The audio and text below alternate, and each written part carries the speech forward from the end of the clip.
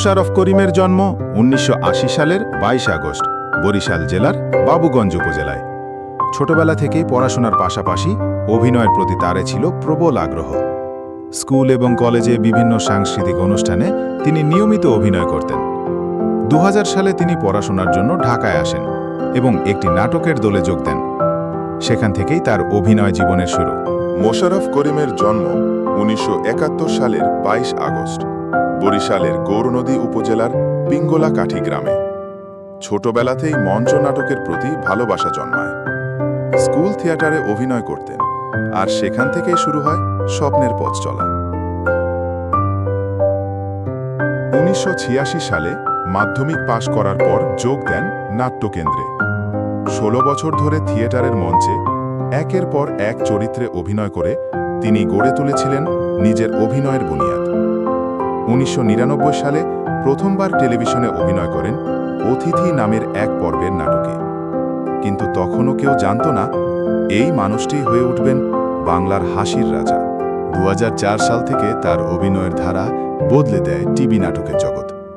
হেপাস ভাই, ক্যারাম, ৪২০, ভবের হাট, সিকান্দার বক্স, চাঁদের নিজের কোনো আলো নেই, প্রতিটি নাটকে ছিল হিট।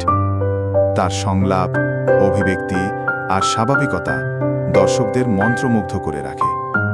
২০০৪ সালে তৌকির আহমেদের জয়যাত্রা সিনেমার মাধ্যমে চলচ্চিত্র জগতে পা রাখেন মোশাররফ করিম। এরপর একে একে তিনি কাজ করেন রূপকথার গল্প, দারুচিনি দ্বীপ, থার্ড পারসন সিঙ্গুলার নাম্বার, জালালের গল্প, কমলা রকেট, হালদা সহ বহু আলোচিত সিনেমায়। তিনি ছিলেন পর্দার সেই চরিত্র যে দর্শকদের চোখে জল এনে দেয়, আবার হাসিও ফেলে।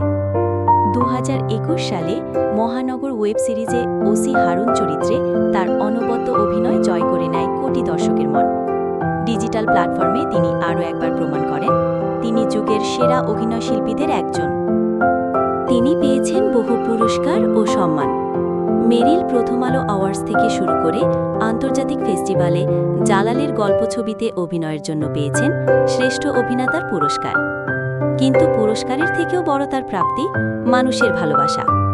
একজন সাধারণ অভিনেতা থেকে হয়ে উঠেছেন বাংলাদেশের আইকন। ২০০৪ সালের ৭ অক্টোবর তিনি বিয়ে করেন অভিনেত্রী রবিনা রেজা জুইকে। তাদের একমাত্র সন্তান রবিন রায়ান করিম। পরিবার, অভিনয় এবং সমাজের প্রতি দায়িত্বশীল মনোভাব সবকিছু মিলিয়ে তিনি এক অনন্য মানুষ।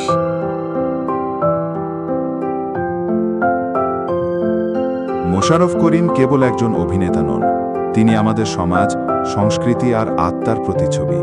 তার অভিনয় দেখে আমরা হাসি, কাঁদি আর বারবার মনে রাখি অভিনয় যদি শিল্প হয় তবে মোশাররফ করিম সেই শিল্পের শিল্পী।